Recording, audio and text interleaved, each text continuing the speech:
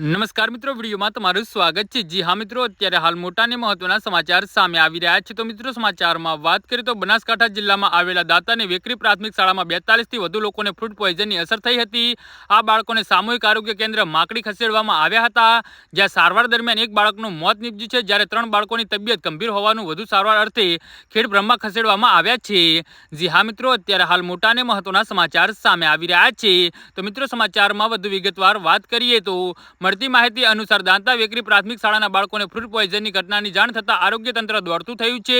ઘટનાને લઈ શિક્ષકો અને અધિકારીઓ હોસ્પિટલ પહોંચ્યા હતા। હાલ 13 બાળકોને હોસ્પિટલમાં સારવાર હેઠળ છે, તેમજ અન્ય બાળકોને સ્વસ્થ થતાં તેમને હોસ્પિટલમાંથી રજા અપાઈ છે। નોંધનીય છે કે છેલ્લા 2 દિવસથી બાળકોની તબિયત લથડી રહી હતી, જેમાં કેટલાક બાળકોને ઝાડા ઉલટી થવાની ફરિયાદ સામે આવી રહી હતી। જે હા મિત્રો, તો આના વિશે તમારું શું કહેવું છે તો નીચે મારી કમેન્ટ બોક્સમાં જરૂરથી જણાવજો, અને અમારી યુટ્યુબ ચેનલને સબસ્ક્રાઇબ કરવાની ભૂલતા નહીં। વિડીયો પૂરો જોવા બદલ તમારો ખૂબ ખૂબ આભાર।